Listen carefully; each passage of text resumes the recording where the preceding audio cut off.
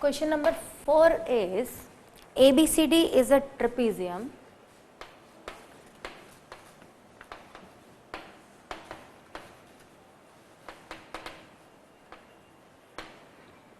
in which AB parallel to DC. BD is a diagonal and A is the midpoints of AD.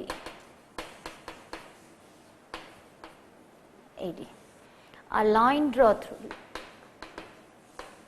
Line is drawn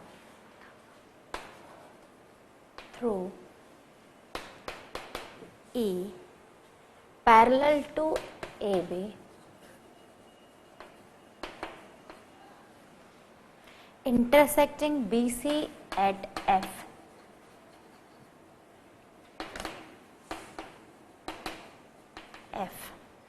Show that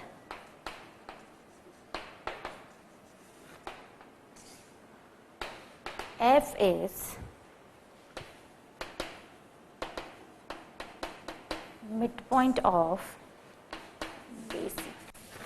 student सबसे पहले तो it's very nice and different kind of question, क्योंकि अभी तक हमें जितने भी सारे क्वेश्चन आए थे एक क्वाड्रिलेटरल था, उसके अंदर एक और क्वाड्रिलेटरल फॉर्म हो रहा था. But in this question we have a trapezium. Trapezium की दो साइड जो हैं पैरेलल दी हुई हैं, A, B, C, D. So AB and CD are parallel. ये given है. BD is a diagonal, means this is the diagonal of trapezium. ये हमने join कर दिया. And E is the midpoint of AD. इतना हमें given है. This is our point E. A line is drawn through E. Means एक कोई line draw हो रही है. मान लीजिए उसे नाम दे देते हैं हम L. Through E. उसको एक्सटेंड कर रहे हैं हम. ठीक है. जब वो E से ड्रॉ हो रही है through E parallel to AB, means this is parallel to AB. ये हमें गिवन है क्वेश्चन के अंदर. Intersecting BC at F, means ये पॉइंट का भी एक्नॉलेजमेंट दिया है कि this is F. Now we need to show that F is mid point of BC. हमें ये शो करना है कि this is also a mid point. By observation तो हम कह सकते हैं कि मिड पॉइंट ही होगा, because our theorem says in a triangle if one is mid point and another is नहीं दिया है, but this line is parallel to this, ये दिया है, means this two point should be mid point. क्योंकि mid point theorem ही ये होती है कि either this two are mid point and this is parallel to this, और ये गिवन है कि this is parallel to this, means these are the mid point. और अगर एक मिड पॉइंट है तो दूसरा भी मिड पॉइंट होगा. ठीक है. बट हमें इसे प्रूफ करके दिखाना पड़ेगा. हमने इसे नाम दिया G. राइट. अब हम सॉल्यूशन में जो गिवन है वो लिखेंगे. Line L is parallel to AB and ये गिवन है हमें L जो है वो AB के पैरेलल है and passes through A. Right. Now line L कहाँ पर जाके मीट हो रही है? मीट्स BC इन F. जब ये लाइन E को हम प्रोड्यूस कर रहे हैं जो AB के पैरेलल है, उसको जब हम कंटिन्यूसली प्रोड्यूस कर रहे हैं तो it is meeting at F जो BC पर है. ठीक है. ये हमें गिवन है, ये हमने लिख दिया. एंड एडिशनल BD को भी वो क्रॉस कर रही है, तो वो हो जाएगा BD इन G. ये हमने हमारे डायग्राम को एक्सप्लेन किया. Now will take the triangle. In triangle ABD, in triangle ABD क्या हमें दिख रहा है? E is mid point of AD and साथ में हमें पता है EG is parallel to AB. Why? Because line L is parallel to AB. जब लाइन L पूरी AB के पैरेलल है तो EG भी AB के पैरेलल होगा ही होगा, क्योंकि लाइन जो है कंटिन्यूसली प्रोड्यूस हो रही है और ऐसी एक्सटेंड की जा रही है जो AB के पैरेलल है. So this part should be parallel to this, right. Now EG is parallel to AB and E is a mid point. तो G को भी मिड पॉइंट होना ही पड़ेगा, because our midpoint theorem says if two midpoints of two sides of a triangle अगर ये हैं then this is parallel to this. इसका converse ले लें. If this is parallel to this and this is a midpoint then this should be a midpoint. क्या ऐसा case possible होगा कि यहाँ midpoint है और यहाँ नहीं है, तो क्या ये पैरेलल होंगे? नहीं. ठीक है, तो हम यहाँ पर लिखेंगे EG is parallel to AB, therefore G is midpoint of BD. इतना हमें बताना पड़ेगा. G is midpoint of BD because this is a triangle और इसमें midpoint theorem जब ही applicable है, जब ये दोनों midpoints हों तभी ये इसके पैरेलल होगा. तो पैरेलल दिया था इसलिए हमने उल्टा कन्वर्स किया कि G should be a midpoint. ठीक है. Now also L is parallel to AB and AB is parallel to CD. Line L is parallel to AB. ये तो हमें गिवन ही है. साथ में this is a trapezium, तो AB is parallel to CD भी गिवन है. अब आप ये लिखेंगे यहाँ पर already given. Therefore line L is parallel to CD हो जाएगा. L is parallel to AB and AB is parallel to CD, therefore L is parallel to CD. Diagram पे देखें, ये बीच वाली line is parallel to this and this is parallel to this, means ये और ये भी parallel ही होंगे. ठीक है, तो ये हमने बता दिया. अब हम फिगर के इस साइड आते हैं. इन ट्रायंगल BDC,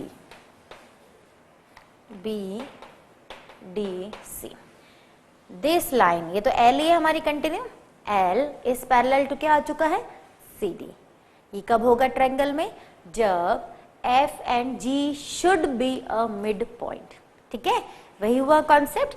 G हमारा मिड पॉइंट आ ही चुका था. In this triangle this is parallel to this and G is a mid point, then F should be a mid point. Right, again वही थ्योरम का हमने लॉजिक यूज किया.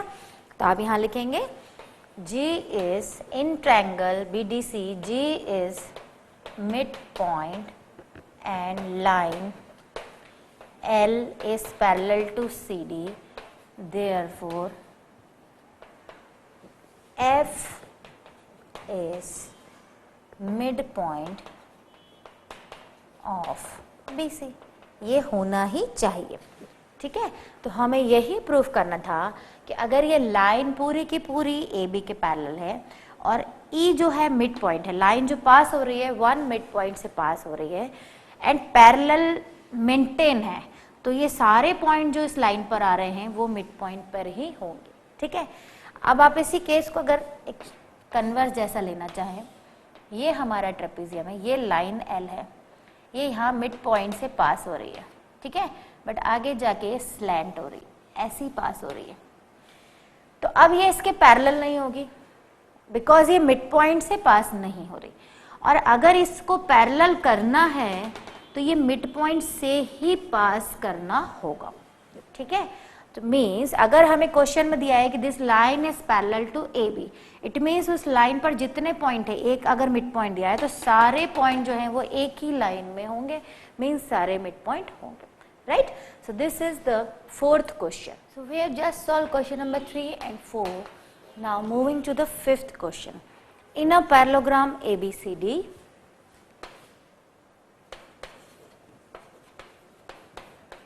parallelogram ABCD, E and F are midpoints of sides AB and CD respectively. Show that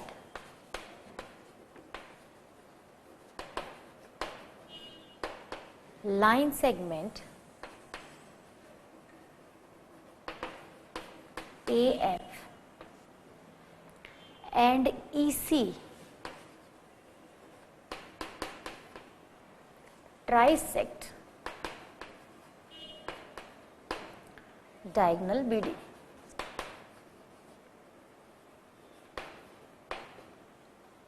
BD trisect.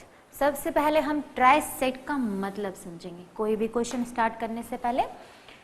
Bisect means equal two parts, like this is a 10 centimetre line segment.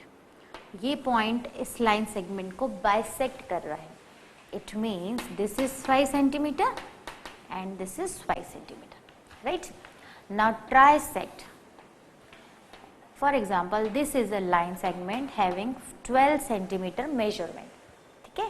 trisect means equal 3 parts, by में 2, try में equal 3, means ये 12 था तो all 4 parts should be equal to 4 4, all 3 parts should be equal to 4 4 and 4 centimeter। 12 को हम 3 से divide कर देंगे, ठीक है। तो 4 4 एंड 4। ट्राइसेक्ट मीन्स किसी भी चीज के इक्वल 3 पीसेस करना। तो सबसे पहले हमें ट्राइसेक्ट का मीनिंग क्लियर हुआ, राइट। अब हम क्वेश्चन करेंगे। डायग्राम हमें दिया हुआ है ABCD is a parallelogram. So this is a parallelogram. Parallelogram है means opposite sides are equal and parallel. This is equal and parallel. ये ऑटोमेटिकली हमें क्लिक होना चाहिए। ABCD। Now E and F are midpoints of side ABE. So this is our E, this is F, ठीक है। इनको जब join कर रहे हैं तो कुछ इस तरीके से वो ज्वाइन कर रहे हैं, ठीक है। दिस इज अवर E, ये हो गया डायगोनल। हमें प्रूफ करना है कि डायगोनल जो BD है ये 3 पार्ट्स में ट्राइसेक्ट हो रहा है। AFN इनकी नेमिंग कर दे हम, this is P, this is Q। तो हमें जो डायगोनल है ये इक्वल 3 पार्ट्स में ट्राइसेक्ट हो रहा है, ये प्रूफ करना है, ठीक है ना। सबसे पहले गिवन जो है वो लिखेंगे।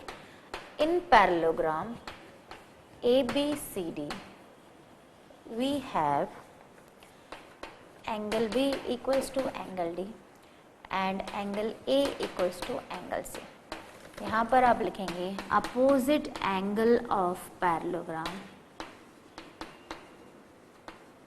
are always equal।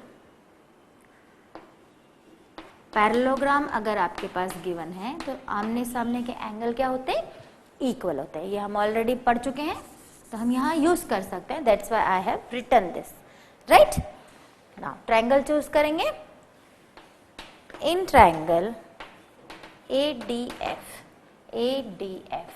Why we are taking this, because हमें 3 पार्ट्स लाने हैं तो हम पहले एक पार्ट लेंगे। हमने कौन सा ट्रायंगल लिया, ये वाला। इन triangle ADF and similarly CBE, triangle CBE। देखिए ये वाला एंड ये वाला, इनमें अगर हम कॉन्ग्रुएंसी ले आए जिसमें कि हमें सारे क्लूज गिवन है तो हम बहुत सारी चीजें सॉल्व कर सकते हैं। तो हम लिखेंगे कॉन्ग्रुएंसी से related AD equals to CB। Why हमने लिखा AD equals to CB। Parallelogram है मीन्स अपोजिट साइड्स क्या है, पैरेलल एंड इक्वल। तो यहाँ पर आप क्या लिखेंगे, because ABCD is a parallelogram, therefore AD is equal to BC। ये तो हमें ऑलरेडी पता है क्योंकि क्लू में दिया हुआ है कि ABCD is a parallelogram। Second हम लिखेंगे DF is equal to BE। DF is equal to BE because ये मिड पॉइंट दिए हुए हैं। F is midpoint of CD and E is midpoint of AB। तो हम ये भी लिख सकते हैं, है ना, because E and F are midpoints given, ठीक है। सेकेंड हमने लिख दिया।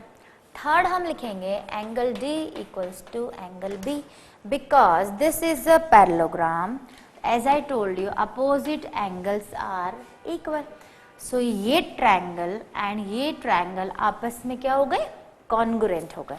ठीक है, सो इधर हम कंटिन्यू करेंगे. Therefore by SAS triangle ADF is congruent to triangle CB. ये हमने प्रूफ कर दिया. By CPCT what we can write? By CPCT means corresponding parts equal हो जाएंगे. DAF equals to BCE. Diagram पे आएंगे. DAF means this one is equal to this one. Similarly this one equals to this one आ जाएगा. ठीक है. BAD equals to BCD. BAD ये तो पूरा तो है ही हमारे पास. Whole angle A equal to angle C तो ऑलरेडी है, तो ये तो हमने पैरेललोग्राम का लिख दिया. ये हमने बाय CPCT लेके आए. और यहाँ पर ये क्या है, opposite angles are equal of parallelogram. ठीक है, ये हमने लिख दिया. अब हम इन्हें नाम दे देंगे. This is 1, this is 2. ध्यान से देखेंगे. I am using blue chalk. DAF means this one is equal to this one, right. And ये total angle is equal to total angle है because this is a parallelogram, तो opposite angles are equal. तो ये rest of the जो part है this is also equal to this हो जाएगा. बस उसे हमें ज्योमेट्रिकल फॉर्म में कैसे लिखना है वो मैं बताऊंगा. ठीक है, एक एग्जाम्पल न्यूमरिक ले लेते हैं पहले. तो ये एंगल मान लीजिए 80 डिग्री था, तो ये पूरा भी कितना हुआ 80. फॉर एग्जाम्पल ये 20 था, तो ये कितना होगा 60. तो सिमिलरली ये भी कितना हो जाएगा 60. एक छोटा सा एग्जाम्पल के थ्रू हम ऐसे समझ सकते हैं. दिस इज 80 डिग्री एंड ये भी 80 डिग्री. ठीक है, अब उसमें से ये पार्ट जो है दिस इज 20 डिग्री, तो ये रेस्ट ऑफ द कितना हो जाएगा 60. सिमिलरली ये 20 है, तो ये रेस्ट ऑफ द पार्ट कितना हो जाएगा 60. बिकॉज अपोजिट एंगल जो है वो इक्वल है, तो उनका एक पार्ट इक्वल है तो दूसरा पार्ट भी इक्वल होगा. ठीक है, अब हम इसे न्यूमेरिक ज्योमेट्रिकली कैसे लिखेंगे वो देखिए. हम लिखेंगे subtracting 1 from 2 means angle BAD minus left से लेफ्ट सब्ट्रैक्ट होगा. As I told you in equation left part से लेफ्ट पार्ट सॉल्व होता है एंड राइट पार्ट से हमेशा राइट पार्ट सॉल्व होता है. ये आप चाहें तो नंबर लेके या एक 1 2 लेके भी लिख सकते हैं. हमने ज्योमेट्रिकली लिखा है. ये सब्ट्रैक्ट करने पे हमारे पास क्या आएगा, angle BAF is equal to angle DCE. Same वही ये वाला पार्ट इज इक्वल टू ये वाला पार्ट आ जाएगा. अब फिगर में ध्यान से देखें. जब ये इक्वल्स टू ये आ गया है means this is a parallelogram because opposite angle equal आ रहे हैं मीन्स वो डायग्राम क्या है, पैरेललोग्राम. तो अब now we can write opposite angles are equal आ गए means AECF is a parallelogram. कैसे, हमने अगेन रिपीट करेंगे. ये एंगल इस एंगल के इक्वल आ गया है and when opposite angles are equal in a quadrilateral means this is a parallelogram. तो हमारे पास ये आ गया AECF इज अ पैरेललोग्राम. यहां तक हमने किया. मैं यहाँ थोड़ा सा रब करूंगी. नाउ ट्रायंगल DQC, ये आप नोट डाउन कर लें. अंदर जो फिगर बन रहा है वो हमारा पैरेललोग्राम प्रूफ हो गया है. नाउ ट्रायंगल DQC, देखिए यहां पर D, Q एंड C, इस ट्रायंगल की हम बात कर रहे हैं. ठीक है, F is a midpoint means P should be a midpoint because FP is parallel to C. ठीक है, क्योंकि पैरेललोग्राम आ ही चुका है. तो अब हम लिखेंगे इसको थ्योरी के फॉर्म में. PF is parallel to QC. PF is parallel to QC because ये हम प्रूव कर चुके हैं कि this is a parallelogram. Also, F is midpoint of CD. Therefore, P is midpoint of DQ.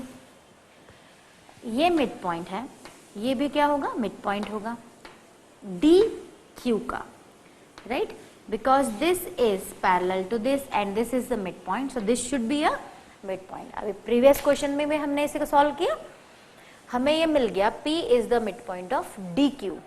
तो हम क्या लिख सकते हैं, DP and PQ are equal, mean this and these are equal.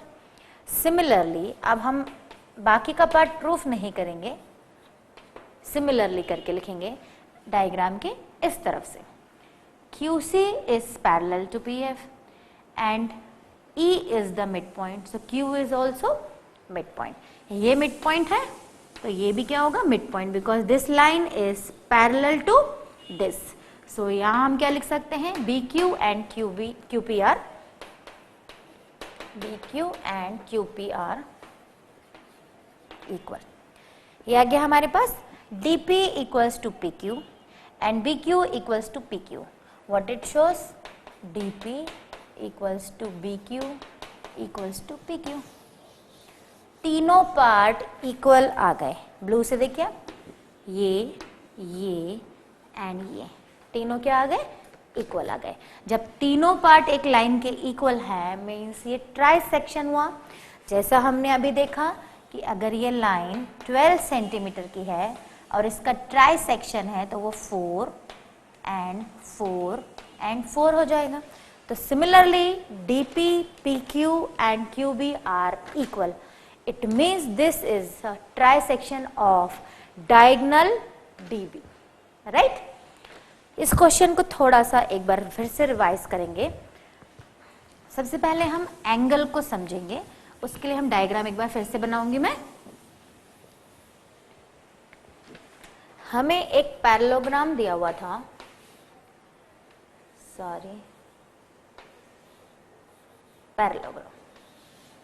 Parallelogram दिया है. इट मीन्स इसके अपोजिट एंगल जो है वो इक्वल है, ये वाले एंड ये वाले. साथ में हमें ये दो मिड पॉइंट दिए थे, it was E and it was F and parallelogram was ABCD. एक रिवीजन फिर से ले रहे हैं जिससे आपको एक क्लियर हो जाए. हमें दिखाना था कि जब हमने A से F को ज्वाइन किया, इसको ज्वाइन किया, तो ये जो ज्वाइनिंग पॉइंट्स हैं ये ट्राई सेक्शन बना रहे, मीन्स डायगोनल 3 पार्ट में डिवाइड, 3 इक्वल पार्ट में डिवाइड हो रहा है, राइट? ये हमें प्रूव करना था. सबसे पहले हमने ये ट्रायंगल एंड ये ट्रायंगल में कॉन्ग्रुएंसी प्रूव करनी. ठीक है, कॉन्ग्रुएंसी प्रूव करने से हमें ये एंगल एंड ये एंगल इक्वल आ गया, राइट? जब इसको हम नाम दे देते, मान लीजिए 1 है एंड ये 2 है, so 1 equals to 2 we have proved. ये 3 था, ये 4 था. हम कह रहे हैं एंगल 3 इक्वल्स टू एंगल 4 भी होगा after proving 1 equal to 2, because this total angle is equal to total angle and उसका एक पार्ट इस पार्ट के इक्वल है तो रेस्ट ऑफ द पार्ट भी इक्वल होगा. ज्योमेट्रिकली कैसे करना है वो भी मैंने आपको बताया. सो हमें ये मिल गया angle 3 is equal to angle 4. इस फिगर में अपोजिट एंगल्स हमारे पास इक्वल आ चुके हैं एंड ये लाइंस ऑलरेडी पैरेलल थे, तो ये दिस इज अ पैरेललोग्राम. ये हमने पहले प्रूफ करा. हमारे पास ये आ चुका है कि AEFC इज अ पैरेललोग्राम. उसके बाद हमने लॉजिक लगाया, हमने ये साइड पे लाने के लिए कोई भी एक ट्रायंगल पकड़ा. हमने कहा ये मिड पॉइंट है तो ये भी मिड पॉइंट है, ये मिड पॉइंट है तो this should be a mid point, right? उसकी वजह से हमारे पास आया DP, PQ and QB all 3 parts are equal. और ये जब ही होता है जब वो ट्राई सेक्शन है. ठीक है, so this was the 5th question and which is very lengthy, तो आप इसको अच्छे से प्रिपेयर करें. So दोस्तों, we just solved question number 5 and 6 I am skipping because it is same as previous question, and now I am taking 7th question and last question of this exercise. 7th question is ABC is a triangle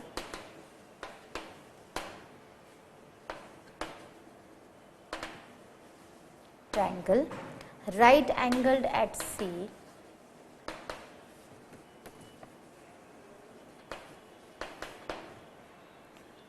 a line through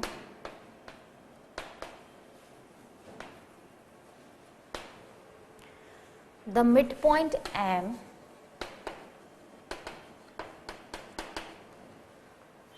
of hypotenuse AB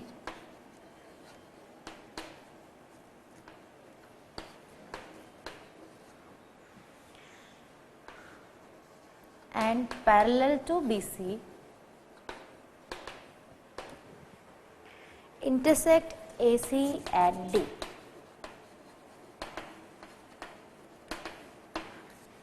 Show that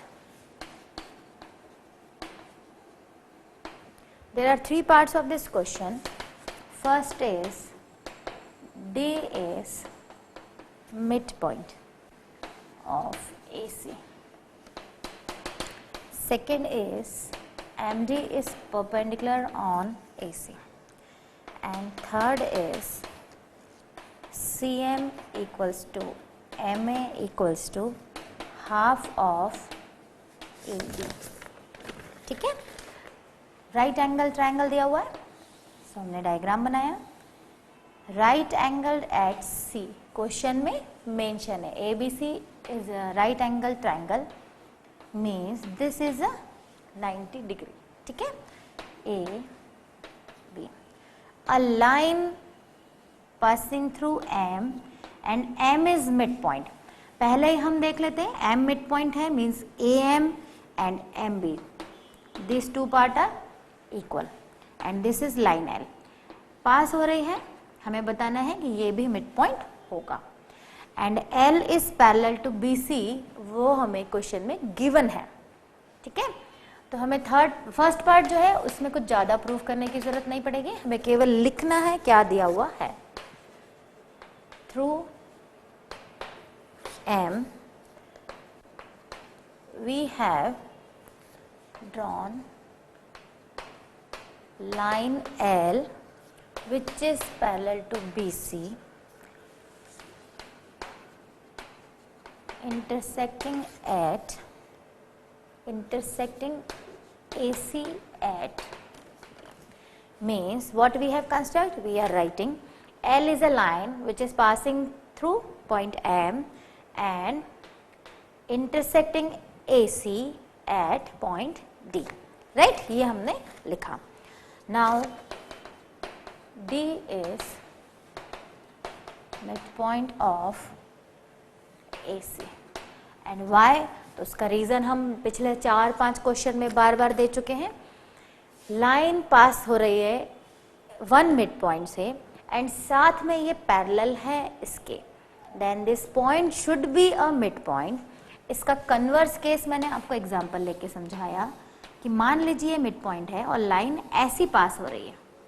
ठीक है, ये mid point नहीं है तो ये कभी parallel भी नहीं होगी.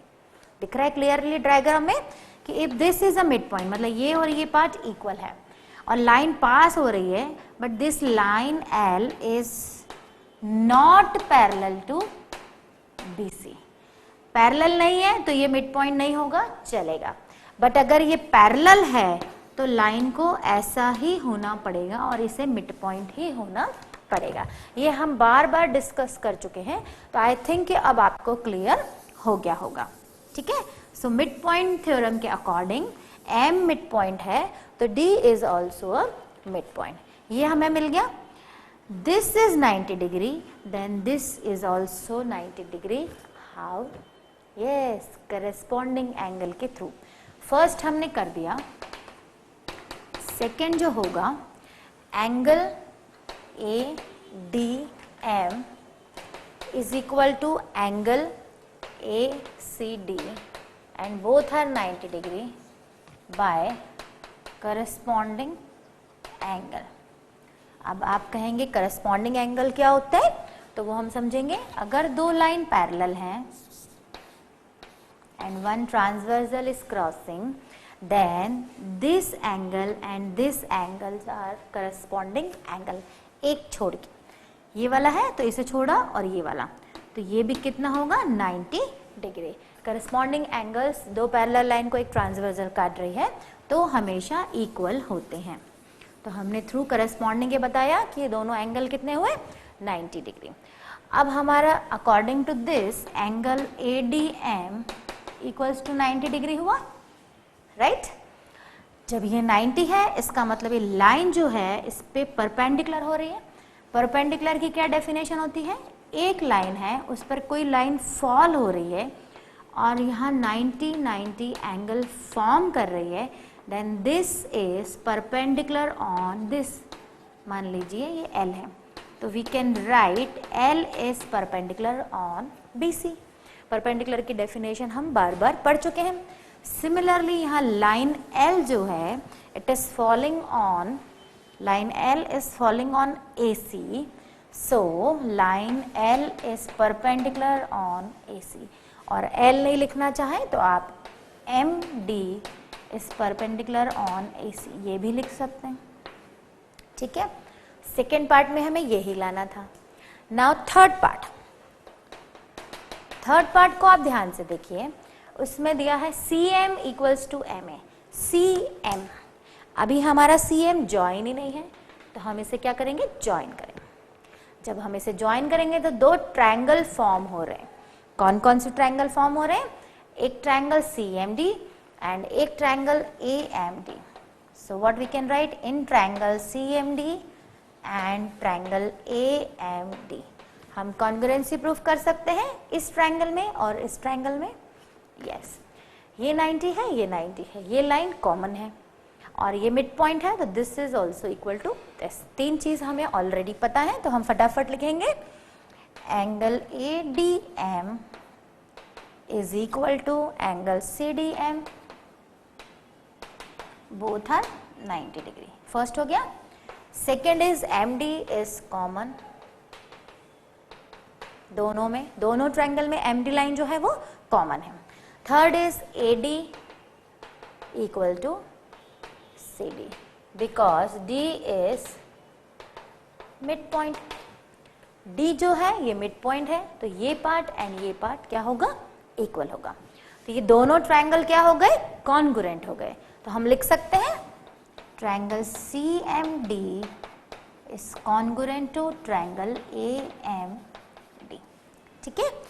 अब जब हमने ये लिखा तो हम बाय CPCT क्या लिख सकते हैं, ये वाली साइड इस साइड के इक्वल होगी क्योंकि corresponding parts of the triangle will be equal. So we can write AM equals to CM, ठीक है। ये हमने लिख दिया। अब एक छोटा सा इसमें और पार्ट होगा जो मैं यहां करूंगी, आप इसको नोट डाउन कर लें।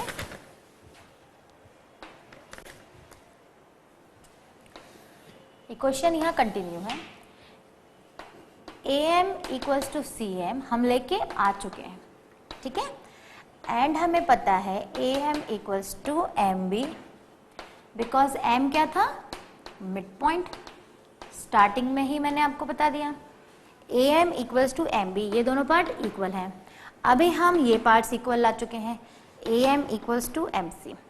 इन दोनों के थ्रू हम क्या लिख सकते हैं, AM equals to CM equals to MB और AM equals to CM equals to half of AB भी तो लिख सकते हैं क्योंकि AM और MB जो है वो दोनों हाफ ऑफ AB के इक्वल है। तो ये था हमारा प्रूफ। AM एंड MB जो था ये हाफ ऑफ AB के इक्वल है, इसको यूज करके हम ये लिख सकते हैं, ठीक है। So this was the proof, third part of the question. Question बहुत सिंपल था। सबसे पहले हमें मिड पॉइंट प्रूफ करना था। मिड पॉइंट प्रूफ करने के लिए हमने केवल सिंपल सा लिखा this line is parallel to this and M is mid point, then this D point should be a mid point, क्योंकि थ्योरम जब ही पॉसिबल होगी। सेकेंड पार्ट में हमें 90 डिग्री बताना था, मीन्स परपेंडिकुलर बताना था, तो हमने करस्पॉन्डिंग एंगल के थ्रू पहले इस एंगल को 90 डिग्री प्रूफ किया। जब ये 90 आ गया, इसका मतलब ही ये हुआ कि ये लाइन इस लाइन के ऊपर परपेंडिकुलर है, बिकॉज परपेंडिकुलर की डेफिनेशन यही होती है। थर्ड, हमने इन दो ट्रायंगल में कॉन्ग्रुएंसी प्रूफ करी, जिससे हमें ये साइड इसके इक्वल मिली और ये side already half of A B के इक्वल है, तो ये दोनों हाफ ऑफ ए बी के इक्वल हो गए। सो दोस्तों, this was the last question of this exercise and I hope कि अब आप कंफर्टेबल हो गए होंगे मिड पॉइंट थ्योरम से। एक छोटा सा रिकैप हम इस चैप्टर का लेंगे।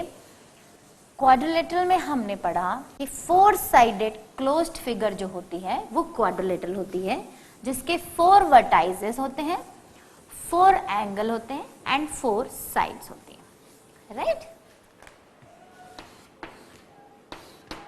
This is a quadrilateral. फिर हमने क्वाड्रिलेटरल में ये पढ़ा कि इसके 4 एंगल होते हैं,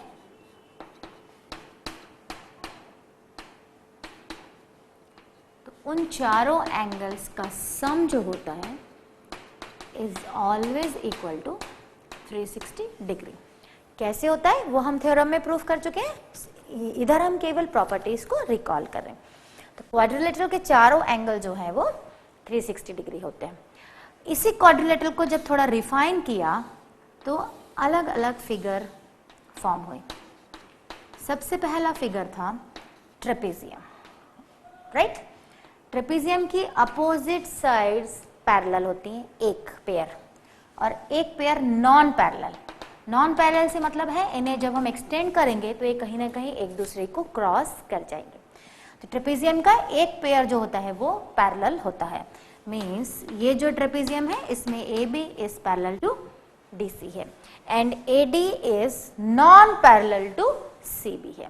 ये होता है ट्रेपेजियम। इससे और फाइन जब हम डायग्राम पे आए तो बना हमारा पैरेललोग्राम।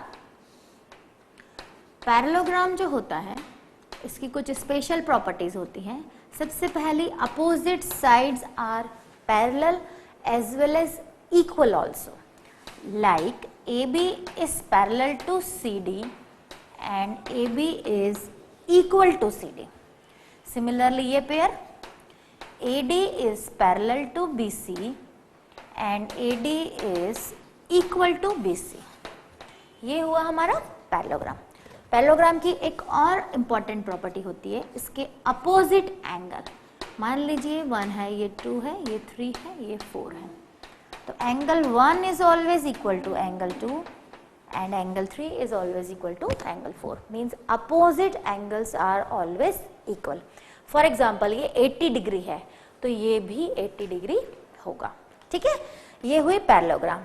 पैरेललोग्राम के साथ में हमने एक और फिगर पढ़ी विच इज कॉल्ड रेक्टेंगल। ये हमारा क्या था, पैरेललोग्राम।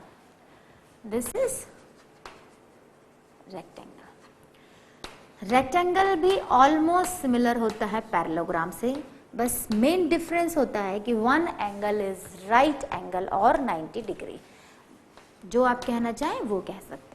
और जब एक 90 है तो हमने चारों 90 होते हैं, ये भी प्रूफ करा है थ्योरम में, ठीक है। तो रेक्टेंगल एंड पैरेललोग्राम में डिफरेंस क्या हुआ, इसकी भी opposite sides parallel and equal, इसकी भी opposite sides parallel and equal, but इसका एक एंगल जो है वो राइट एंगल, ठीक है। पैरेललोग्राम के बाद हमने पढ़ा स्क्वायर एंड रोम्बस।